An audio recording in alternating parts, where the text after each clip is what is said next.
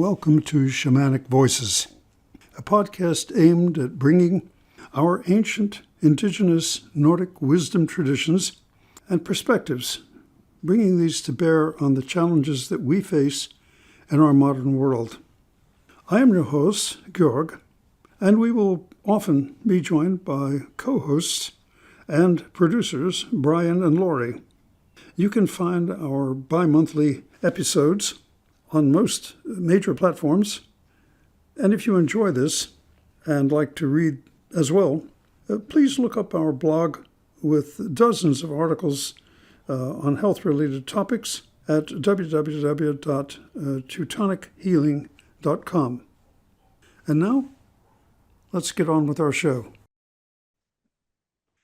Welcome to Shamanic Voices. Today we're speaking with Calli and Laurie, and we're going to be plumbing into a question that keeps coming up that a lot of our listeners have asked about, which is, you guys keep talking about the Norse and Finnish gods, basically the gods of the North, gods and goddesses and spirits and so on of the North.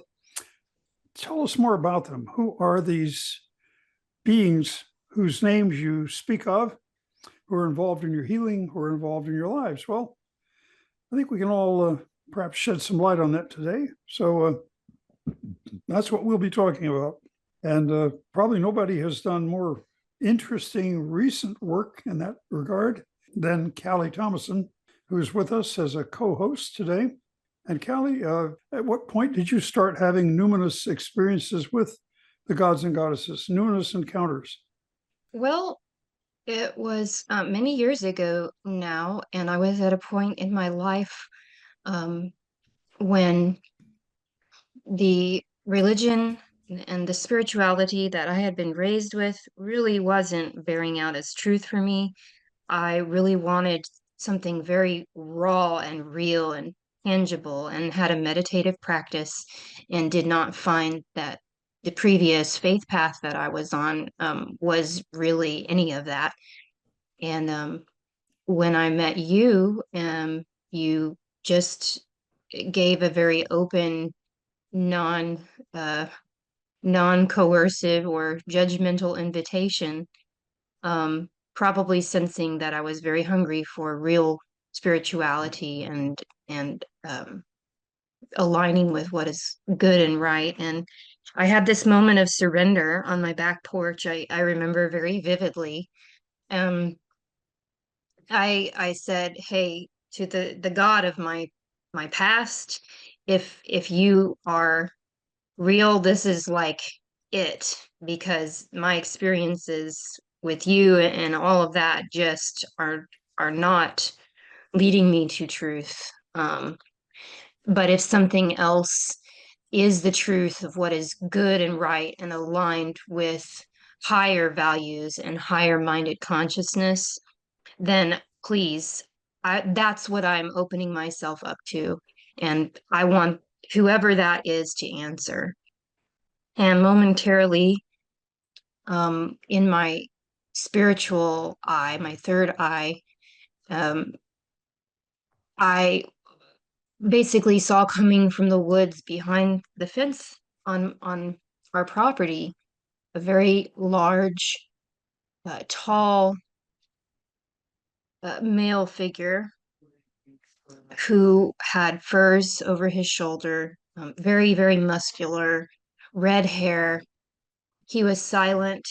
He placed a leather band on my arm and then turned and walked away.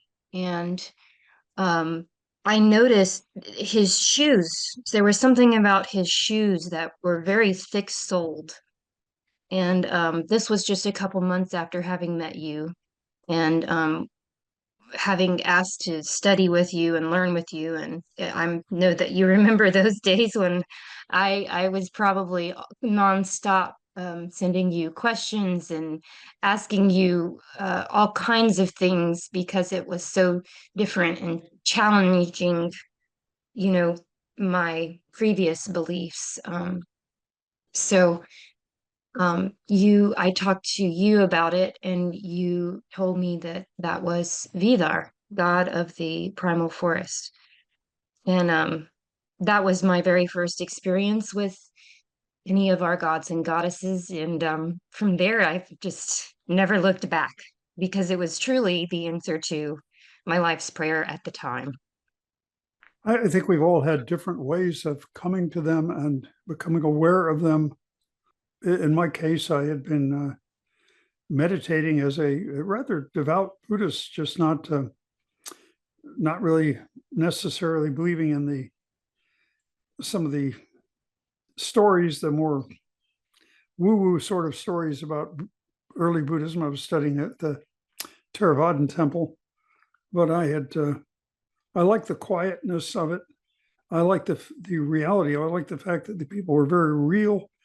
They were very loving. The clergy were just incredible people. I mean, totally selfless, totally dedicated to the higher life and the higher mind, and cleansing everything that was not there. They weren't into political stuff. They weren't into worldly matters at all. Just everything you would think that a holy man should be. Okay, I think maybe something we partially lost in the West at some point, not just in the West, but probably universally. And so I entered into training with the understanding that I was going to have to learn this, as I called it at the time, quote, mythology, end quote. I kind of held it at, arm's length, and okay, I'll learn all this stuff. This is interesting. And my teachers were just kind of, get a sly smile like, okay, you go ahead and do that. Fine. Good. But you're also going to meditate, and we're going to take you out for wilderness experiences, and we're just going to see what happens. Well, I'm not thinking anything will happen. And then when you actually see one of them, you actually have an experience with one of them where it's openly daylight and you haven't had anything to eat or drink or whatever that should alter your perceptions, and they're right there. You just kind of have to go back and reevaluate everything you ever thought you knew. And then you understand why temples were burned, priests and priestesses were murdered, documents were destroyed. It's not that the system didn't work. It worked very, very well indeed. And people were quite immersed in it because it was real. And they were genuinely making that connection. And so can we. And it's a profound moment of realizing that you didn't have to be living 1,000 years ago to make the connection. It's available right now. And you've done more than anybody I can think of to write it down, to journal it. And before we go further in that, let's tell people how they can read your writings about your numerous experiences with the gods and goddesses, and above all, what they have taught you. So I do have a blog. I'm pulling it up so that I can read it letter by letter real quick to make sure I get it correct. So it's a Wix blog called Víðar's Forest. It's VIDARSforest.com/heathen family living, HEATHENFAMILYLIVING. Sorry, that's very long. At some point, I will try to convert it. There's also a link to Víðar's Forest from the Teutonic Healing website. If you go to Teutonic Healing and then click on Resource Corner, on that menu, there's a link to Víðar's Forest. So that's 2 ways to get there easily. Well, I've found that recently I've started reading your blog on Víðar's Forest, and I found it to be pretty helpful because I have really no experience with this stuff, and I'm new, and I have had a few encounters with the gods and goddesses, but nothing visual. Just it's kind of like having a sense of knowing sometimes, or a sense of very strong guidance. Like there's this thing I have to do, and I'm like, I don't know how to do that. And all of a sudden it's like, well, I'm going to be doing it because I can't think about anything else. I get it done, and it's like, wow, that was neat. Yeah, that's wonderful. I mean, as we spoke about in a training call this week already, I mean, not everybody has the same experiences or has, awareness in the same senses all of the time. So that's great. Well, I think what you just described, Laurie, is an important concept. And in the old days, when, of course, transportation, when the rivers and the gulfs around our homeland in the British Isles or Scandinavia or the Jutland Peninsula, the Baltic coast, wherever it was the highway. We didn't have interstate trucking, but we certainly had interstate boats, and that's how you got around. We used to call that, when you were in the doldrums, you had trouble thinking how to get from here to there, how to make something happen. And you would suddenly get a burst of insight. Well, the Finns would attribute this to Ilmarinen, the god of the winds. And we would say, his wind is in your sails. You were just suddenly inspired. You knew what you had to do with an absolute, very humble, but very powerful purpose. No self-doubt, just an inner knowing, a compass that you were given. And you knew it came outside of yourself because you pretty well exhausted everything. And you were just like, how do I get through this? How do I accomplish this? And suddenly you intuitively knew. And that's one of the ways that is known that they help us. And that's a very good feeling too. Yeah, that's beautiful.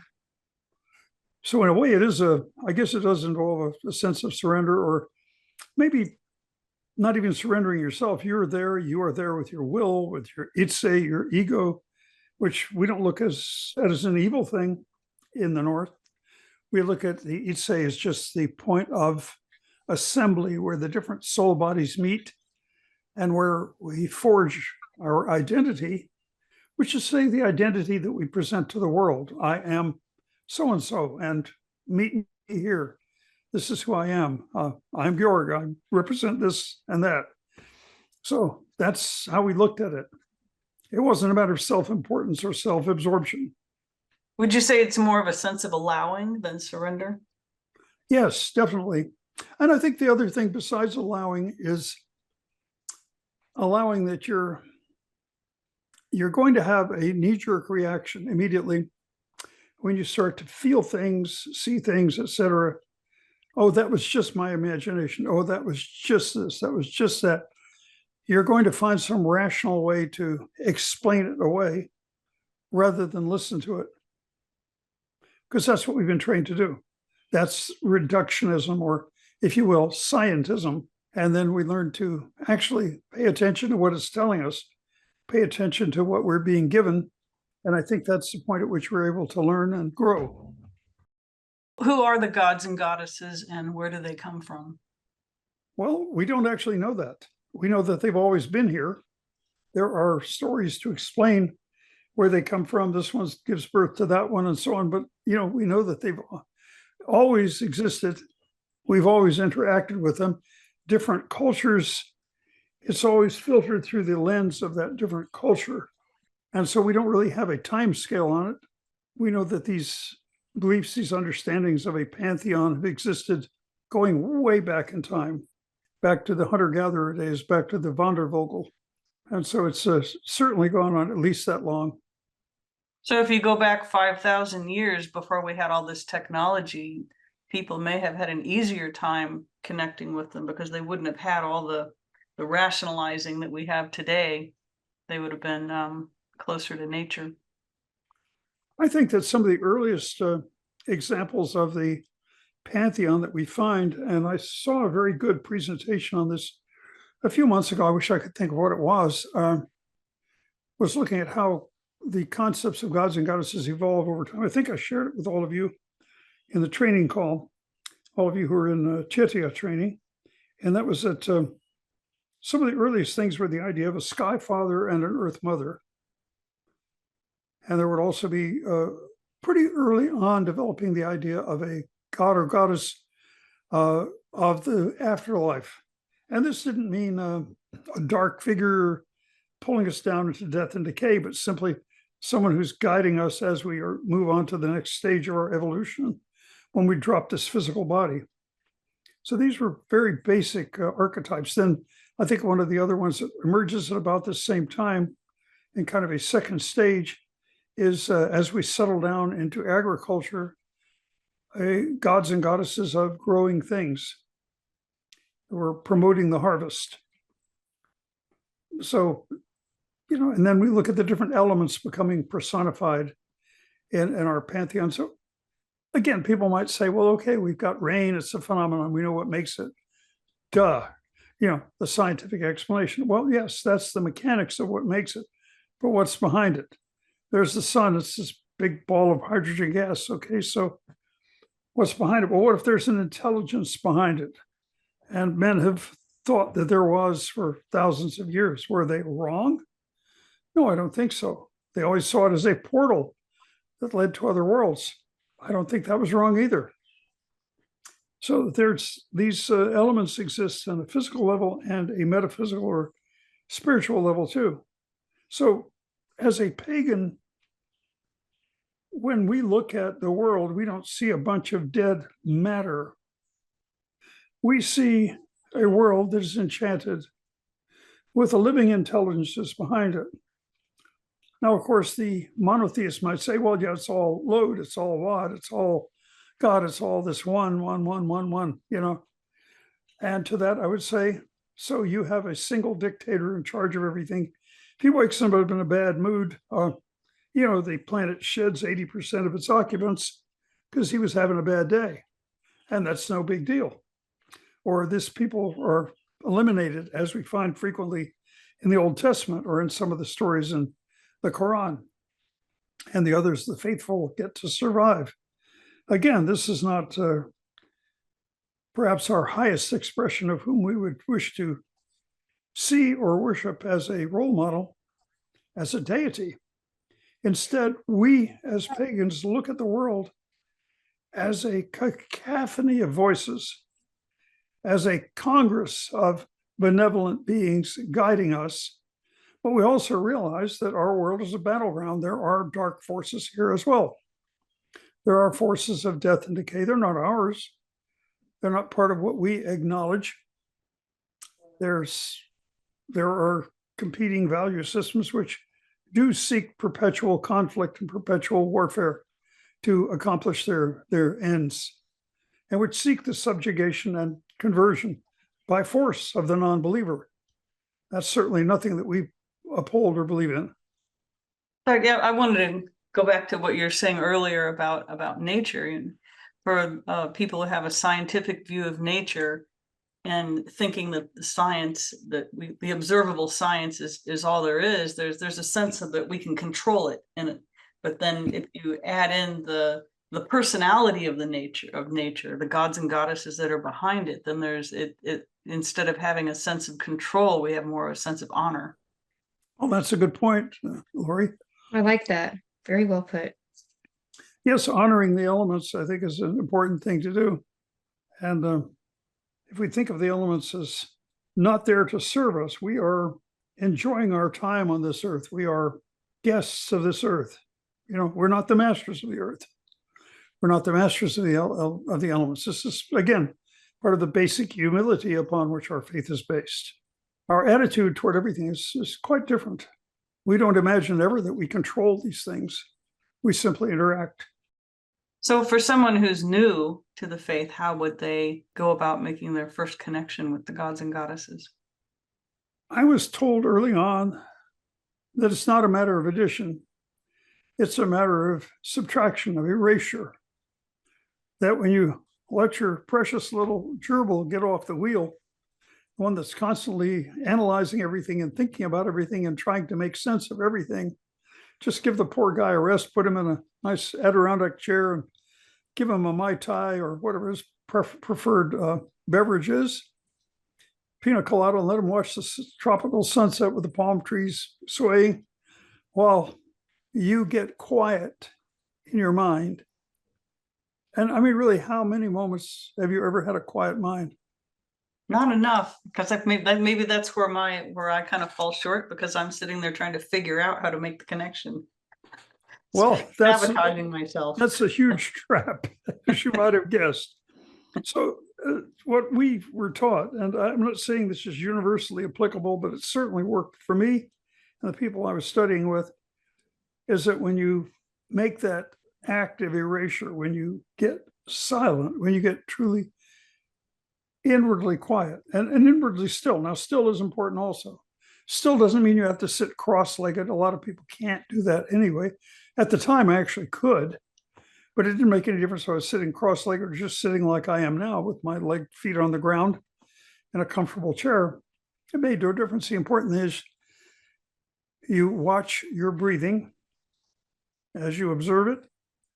When thoughts come up, you see them appear and disappear. If it's something important, you imagine that you're putting it in a file folder and just setting it aside, and it's going to be there when you're through with your meditation. So you don't have to worry about it. You don't have to interact with it. The last thing you want to do is be suppressing it. Oh, I'm not going to think about this. Well, the instant you're not going to think about this, guess what? You're thinking about that, whatever the matter is. Instead, it's just a matter of watching your breathing, feeling your body be comfortable. You set the visualization in advance that you're just going to sink into the surface that you're sitting on or laying on or whatever it is, or curled up on. Maybe you got your legs up on the couch or something. Doesn't matter. Whatever place you're in. Maybe you're in a recliner. Doesn't matter. Whatever position your body is in. The important thing is that you're not putting out any effort to sustain it.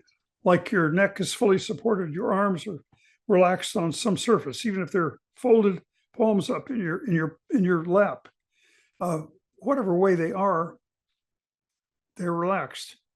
And so you feel your muscular tension draining. You visualize it as draining into the earth. And the earth is receiving it and taking that tension away from you and turning it into something positive. And when you reach that point of real inner silence where you just watching your breathing, you've already set the visualization that, hey, I'm open for whoever wants to come and talk to me, whoever wants to inspire me, to interact with me. At that point, they will. So is it important to have a question or a focus for the meditation? Well, you can have a meditation. You can say in advance, you can set the visualization in advance. I would like to know about X, whatever X is. I would like to see how matter emerges from chaos. And I think certainly every mythology around the world has tried to cope with that and invent something or the other to explain it. I actually like some of the colorful old stories, like Wainamoinen is sitting on a primal sea. I forget what he's riding on, but he pulls out his kantele, which somebody's already had the foresight to make for him, which I think is lovely. And he starts plucking it and singing a primordial song, and everything in matter comes into being as he does so. I think it's a beautiful image to think of that as happening. But I really see it more as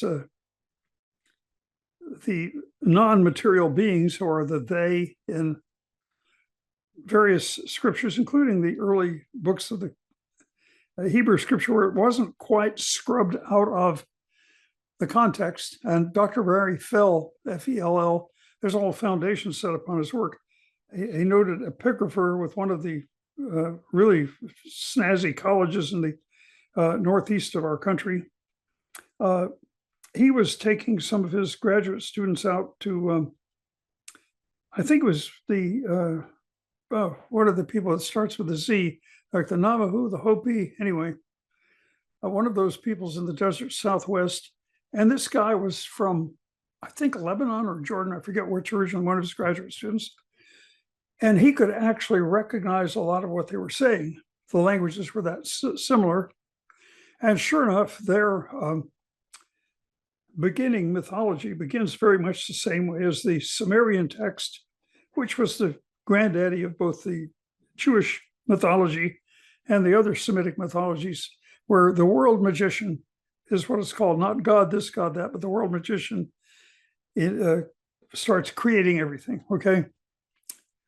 We instead look at it, and who's the they? Well, it's the Jotuns, the giants, who doesn't mean necessarily physically large, but they're, well, they can appear that way. They're shapeshifters, they're magical, and they are kind of the forces behind, the undifferentiated forces behind a lot of elements.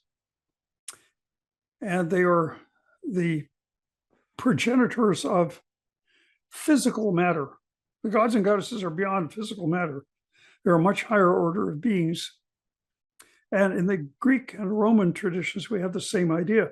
The Titans are the creators of, and the gods are at war with. This is, again, a symbolic thing. Moderns, people back then, ancient people, were much more metaphysically attuned, much smarter as far as understanding what these things meant. Modern people, what do you mean a war? Well, obviously they were opposing each other. No, the gods and goddesses are symbolically fighting a war for meaning. Out of the chaos of emerged matter, they're creating a meaning where crops grow, roads are paved, societies form. All of that is simply wresting it from the blind forces and energies of nature. And this is this primal battle that we see in the battle war between the Vanir and the Aesir, the Osir. The Aesir are coming along, gods of justice and order and society, the Vanir representing these primordial forces. And so we're carving out of this primordial batch of forces the life that we have. So this is echoed in many other cultures. But these are the progenitors of, if you're asking where everything comes from, of materiality. And I cover that in the first couple of chapters of my book, Contact and Cosmology. This is the cosmology part, which is a hard lesson for people to get. In fact, some people pretend to have read it, and when I talk to them later, I realize they haven't read it at all. That was too disturbing for if they were brought up Scotch Catholic or whatever their background was. They can't cope with it, so they just quit reading it. They were completely unaware of what it said because they're asking something that was already answered several times. But this is what happens. It's a very difficult book to read. Well, yes, it is, because these concepts are not easily explained. But then again, chemistry isn't easily explained, is it? Nope. There you go. Phase transformation isn't easily explained, is it? Photosynthesis, my goodness, is not easily explained. You could write a volume on just what's happening in one leaf. So if someone who's new to the faith wanted to make an offering to the gods and goddesses, how do we do that? I think we take, as modern people, the construct of an offering sometimes a bit the wrong way. You don't have to go hunt a rabbit, grab it in your teeth, bite into its neck and drip its blood into a plate and put it on an altar. See, it's not like that. Okay. Maybe in Hollywood. Maybe in Hollywood it is, but in the reality it's not. Okay. And it's your efforts, your dedication, your pursuit of the truth, your desire to dig, your desire to learn, the effort you put into informing yourself and awakening yourself. That is what you offer. That is what you put on that altar. Your effort, setting aside maybe your comfort to learn, setting aside maybe your desire to be entertained, to have the TV off and be in a quiet study and watch your breathing and get the gerbil off the wheel and set him, her, or it in a nice that little squirrel that keeps running in the mind. It just keeps all those discursive thoughts going, what the Buddhists call monkey mind. I call it gerbil mind, but same idea. Let the poor critter have a day off, and you take a day off and see who comes in to talk to you when you're actually open to hearing it. That reminds me what you just said. Actually, one of the Sade meditations that I was drawn to this last week. And in it, there's a line that said, Thor's Forge, Smithy's Greater Evolution. And in another one of the Sade, it talks about how we are like, I think I may be getting which one we are in the analogy wrong, but we are reflecting the light of the gods and goddesses back to them. There's a push and a pull, and as they are working in the higher realms, we are ever working towards those higher realms at the same time from our own Midgard, our world and reality. That's a really good way to look at it, Calli. You're so right. We can't work at things on their level. We can work on our level, and that's all we can do. Right. And really, when we look at it that way, this is, I think, where the idea of morality kind of emerges. And I remember the other day we were having that visit where we were talking with Bruce McDonald. We had a very nice, Laurie and I did a very nice discussion with him. And at one point he said, well, what is your pagan morality? And I didn't have any problem answering that at all. Well, what is it? Well, it's what if we didn't have would gum up the works. It would be difficult for us to be in contact with them, to be in contact with the numinous realm where these experiences are had, where we can have that sense of oneness, that sense of the oceanic experience, or what Abraham Maslow called the peak experience, where we merge with a higher consciousness or consciousnesses and with a higher reality. So by doing that, we keep ourselves clear of unnecessary conflict, unnecessary and even harmful self-involvement, self-absorption. Me, I want. We get rid of that. And it can't even be the me, I want to know about this reality. You know, it's got to be, I'm here to help. I'm here to help turn the wheel in the direction that eases the suffering of mankind, that preserves the beauty and diversity of the world, and that advances the evolution of all sentient beings. That's the direction in which we want the world to turn.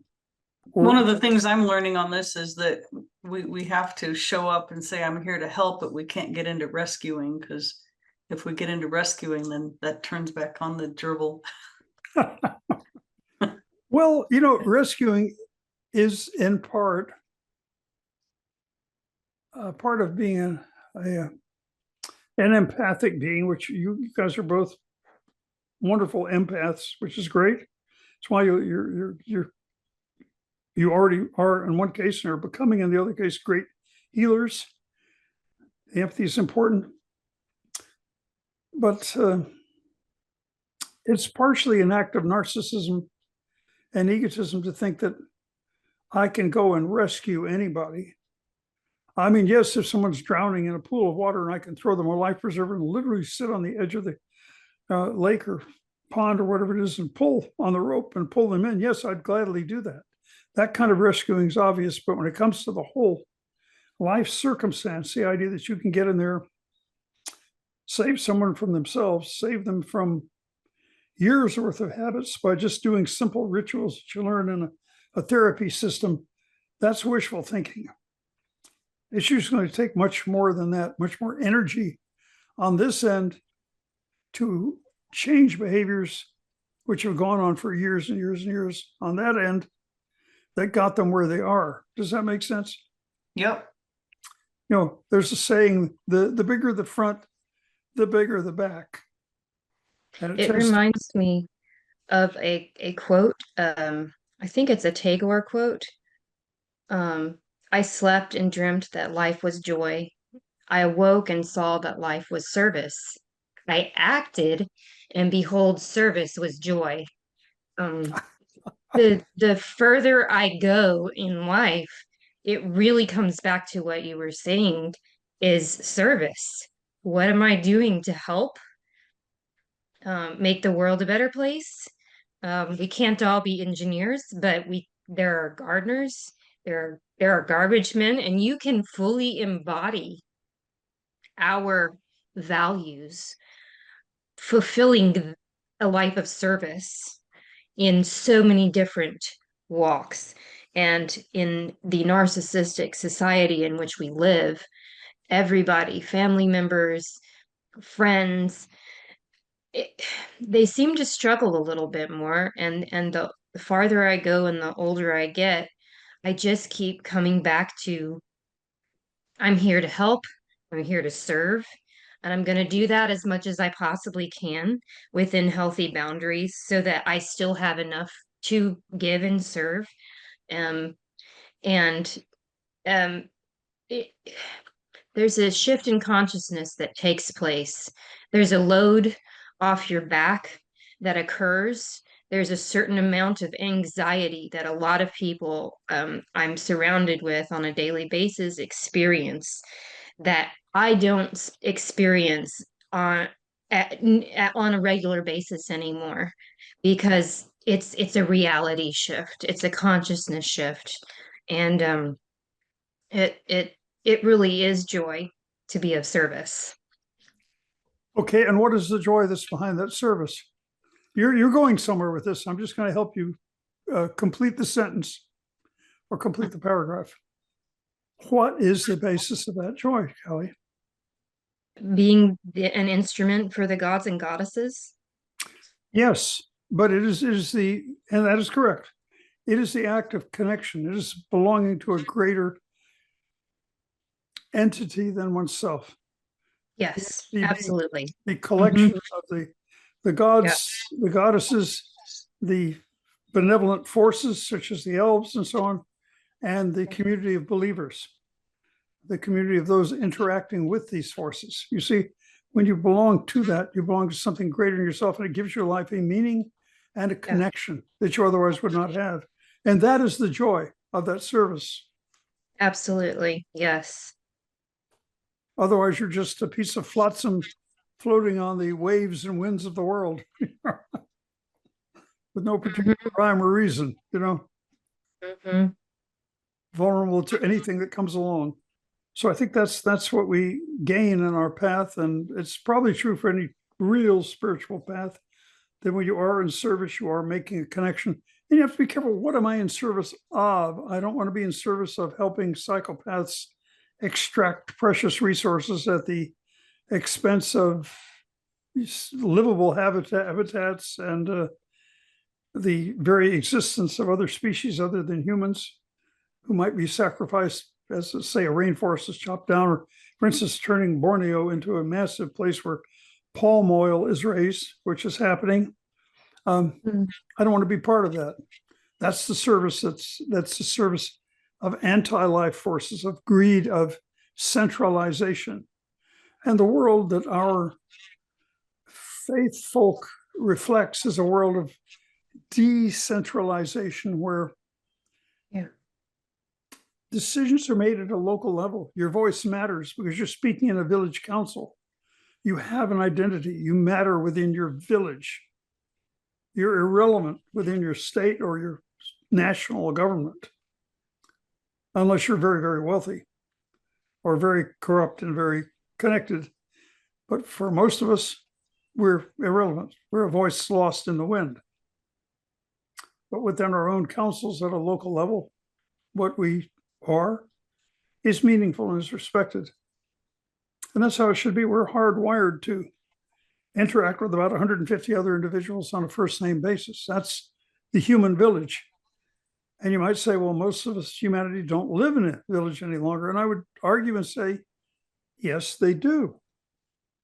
Even if I'm in a mega city like Mexico City or Zhangzhou, where you got 20 million people, I guarantee you the average individual there belongs to a Tai Chi club, a bowling club, a yoga group, a study group, a book club, something, maybe more than one something, which is his or her artificial tribe, a point of identity, a point of coalescence where you find like-minded beings, similar goals, similar values that you relate to, and that's your village. Yes, you swim in the sea of humanity that surrounds you the rest of the time, but that's where you're really at home, in that artificial village. It's no longer the physical village of a bunch of huts together at the intersection of a stream and a river, but it is very, very much a village. One pattern I'm noticing here is the faith I grew up in, that it's more of a focus on the self and how do I get saved and how do I get to heaven even though I'm a poor, horrible sinner. And in that faith tradition, that's like power is granted to select few and everybody else just follows. But in the pagan faith, it's very much of a holistic, how do I fit into the world, and view, instead of, it's not about the self, it's about the greater good. True. That's a very good point. And we even look at, as we see these threats to the existence of the West, there are the very few who made a lot of money and they could afford to escape the West and go buy peace and buy positive opinions somewhere in the third world, where you can loan money to people. You can, if you're lucky, you know the local strongman, you make peace with the local drug lord or the local arms manufacturer, whoever the heck it is, and you manage to fit in, you manage to make a peace with all the forces around you, and you can be pretty happy. But to think that you can extrapolate that and say everybody could move there is absolutely absurd. The challenge to all of us is going to be to create the viable community where you are, to reform things and restructure things where you are, to make it more So true. Yes. to make it more participatory, more democratic, more small d democratic, more viable, more truly representative of the will of the people. That's going to be the challenge. It's very easy to imagine some far off place as the only way to get there. That's really a cop-out from doing the hard work to make your society responsible. Unfortunately, we can see examples in the previous decades where people did just the opposite. They stayed here and they fought for clean air, and we got the Clean Air Act. They fought for clean water. We got the EPA. We got the mechanism for having a cleaner environment. And sure enough, if you go visit the tropical, quote, paradise, end quote, you'll find a place where there are no such regulations. And if you say some pretty traffic maiden up in the mountains at a toll booth, she's literally wearing a gas mask. I've been there and seen that, because the truck fumes, the car fumes are so bad, because everybody's driving old beat up cars because the tax on a new vehicle is so high and nobody can afford to get them tuned up. And there's no law against going along polluting with big black smoke coming out of the back of your car, which would get you a big ticket. In LA, it would get your car impounded in some areas, which have even stricter laws like they do in Europe. So you're driving around in these clouds of pollution. People acted against that. They acted at a local level. They got up petitions. They sat on Congress. They made it happen. So fortunately, everybody didn't walk away, and we had a lot of improvements in society because they didn't. So we don't have to look that far to see it. We saw where workplaces were once very dangerous places, where there was no regulation. An employer could ask you to do something which was really risking your life, and there was no safety net.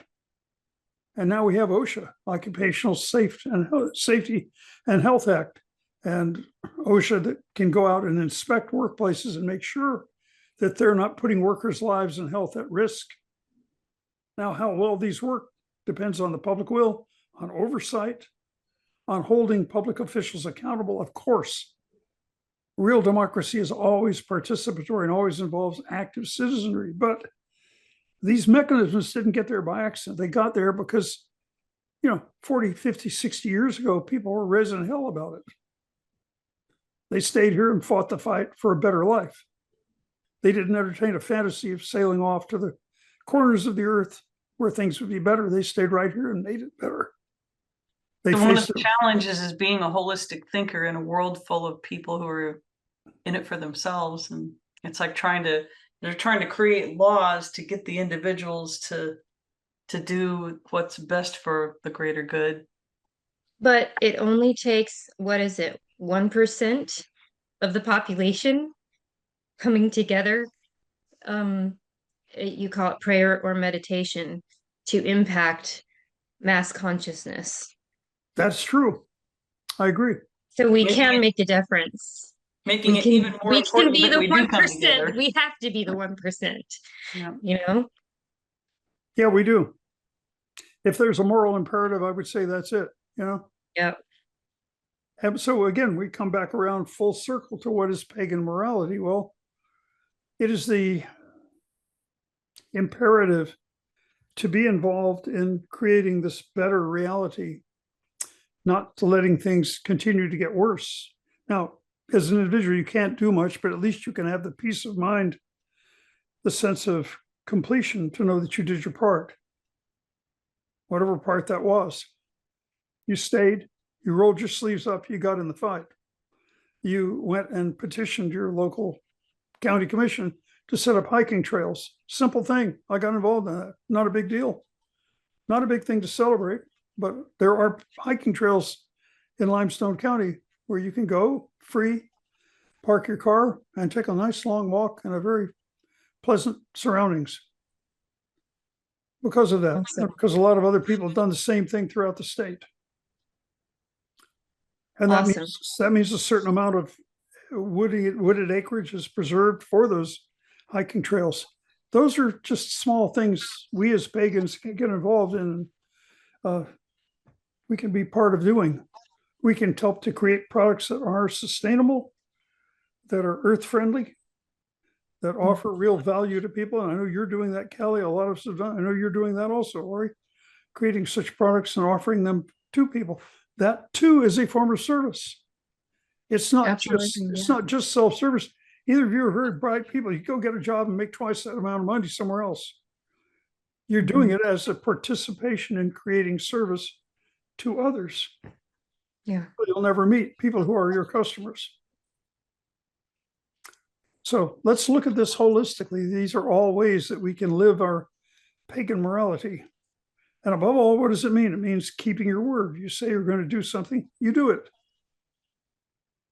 Your word should be your bond. Should always be the case.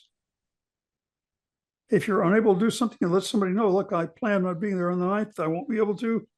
Something came up, let's move it forward. But just not showing up, being indifferent about an obligation, it's not part of our way. And it's not a matter of holding yourself to an extremely strict standard. It's just a matter of being a working part of a community, a functional person. Now, why is that important? Because this is a matter of keeping the channels clear and clean. You see, if you're not part of that, if you're not doing these things, there's always that nagging voice in the back of your head where you know you could be living better. You could be doing better. And that's going to keep you from making contact. That's going to keep you from experiencing the higher reality because you're not covering the bases. You're not doing the most basic things you can do on this level to be able to communicate with those higher beings on that level. Does that make sense? Yes. Mostly. So it's a matter of kind of doing your homework. You know, you want to get into doing quadratic equations. Well, guess what? You probably need to be able to add, subtract, multiply, divide. Do those basic operations first. You need to probably understand what a number line is, right? Wouldn't hurt to know the difference between real numbers, all of those distinctions. Just get the basics of mathematics down before you start manipulating things. That's probably true in any field, but it's true in consciousness as well. So this is where you cover the basics. You free your vehicle, that is your consciousness, up to be able to commune with higher realms then. Because you've done what you could on this realm, on this area where your consciousness interacts with materiality. You've covered your bases. Well, as we begin to wrap this up a little bit, could each of you share one of your most memorable experiences with the gods and goddesses?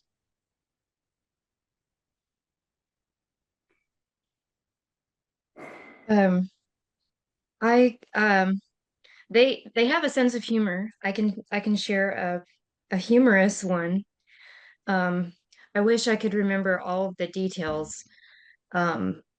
But there was something challenging and I was kind of it was winter, I think, and I kind of felt like I was up just beating my head against the wall with something and slightly just was kind of down on myself, which is not our way. You just you pick yourself up and you keep going. And I was, you know, heading in that direction, but not quite there. And Uller, god of the hunt and god of winter,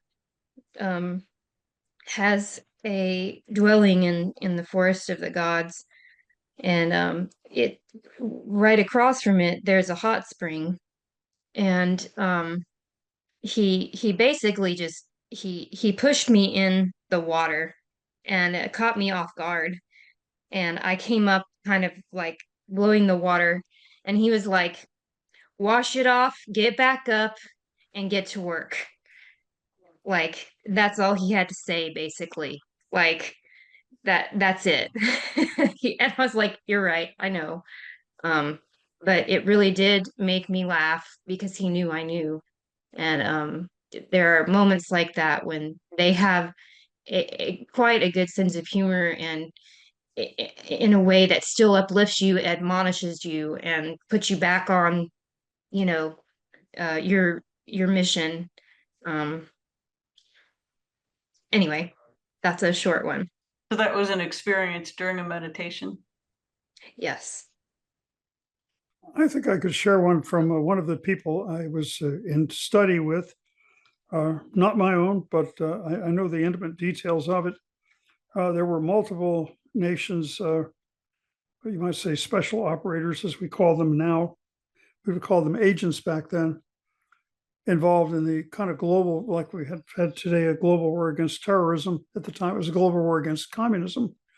And they were in a certain area in Latin America and were captured by, he was wounded in a firefight. Otherwise, he would have never been captured alive, and was, I think, unconscious at the time. He wakes up kind of tied to a chair in a small hut. You can tell he's in a village. He may have been in the Andean uplands of this particular country. And he's being interrogated by these guerrillas. They're armed, of course. There's one on either side of a table that he's on. His hands are not bound, but he's tied around the waist to the chair, so he can't really move that well. And as he's awake, he's aware that he's been punched. He's been beaten pretty badly. And they have a statue of the Virgin Mary on one side of this, and a copy of Mao's Red Book, I think it was called, and of Das Kapital, the Marxist tome, in Spanish over here on the other. And he was told that he had to kiss the Madonna and put his hand on the others and swear that he was not opposed to People's Revolution any longer if he was to survive, and he'd absolutely refused to do that. And at this point, his torturers are getting quite irate, and it's about dusk, and suddenly he sees the door of the hut burst open. Now, he knows nothing about anything pagan whatsoever. It's years in the future before he will find this path, become aware of this path. A lady comes to the door, and immediately he realizes he can move. It's as if some magical force had loosened the ropes around his waist. And suddenly it's like he's moving in fast motion, and the guards on either side are in slow motion. They've been smoking heavily in there, and there's a full ashtray on the door on the table in front of him. He picks it up, and with one very specific move, he does what we call a jumping strike to the guy on his left, catching him directly across the edge of the neck beneath the jawline with the glass ashtray, basically probably severing the spine. Instant kill. Immediately reaches in, grabs the man's pistol from out of his belt, lands on the table, on the left side of the table, facing 180 degrees to the backside, fires off 2 shots in rapid succession from the fellow's revolver, dropping the other one, and literally, as battered as he is, suddenly finds the energy to run out of the hut. As he does, he doesn't see the lady any longer. As he describes her, he realizes later when he's in training that this was Freya. undoubtedly Freya. And he thanks her. And he said that was the point at which it made the connection for him that he had been saved by one of the deities directly intervening in his life. Miraculously, he makes it all the way back to friendly lines with a pretty substantial abdominal wound that shouldn't have been survivable. Bleeding stopped, hemorrhaging, internal hemorrhaging stopped, able to make it back. So quite a remarkable thing. And this guy wasn't making it up. He had the scars to show it. So anyway, that was, I think, one of the more miraculous things I ever heard of. And then eventually he runs into one of our teachers who recruited him to come and train. And he had that experience without any prior connection to the gods and goddesses. He had no, well, undoubtedly, he later realized he, in many prior lifetimes, had the connection. But in this lifetime, no, he lacked that exposure. So it's not always that dramatic, but it can be. Being snatched from the jaws of torture and death, yes, but they can reach you in any number of ways. And, the thing you have to realize, it's worth leading this life, whether you have those dramatic moments or not.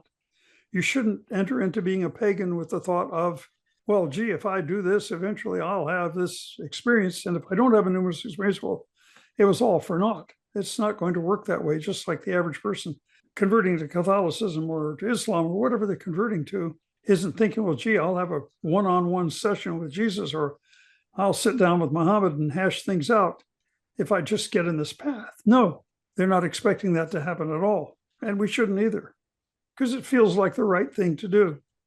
Mm-hmm. And if this happens for you, it's, you might say, just a cherry on top. It's another wonderful reason to be there and to have allowed it to happen. So it's not transactional at all. It's just a matter of being a part of what's right. Correct. It's something that's right for you. Yeah, exactly. Yeah. Well, any other questions you would like to ask, Laurie, about what's involved? I think I have a lot to think about. If I can get my mind off the gerbil wheel, then I'll stop thinking. That's always a challenge worth doing. We'll get back to your juggling. Maybe that'll do it, right? Maybe. Just an aside for our audience, Laurie is an accomplished juggler, and I was blown away the first time I saw her keeping, I think it was 4 balls in the air while listening to music. I don't even understand how people have that level of coordination and skill to do that. And I think you told me at the time that was your way of meditating, right? Yeah. It keeps the gerbil busy. Well, that's a very talented gerbil you've got there. Well, folks, thank you so much for joining us here in Shamanic Voices. And thank you, Calli and Laurie, for your participation as well. And look forward to seeing you next time. And until then, go with the gods. Go with the gods. Thank you for joining us on this episode of Shamanic Voices.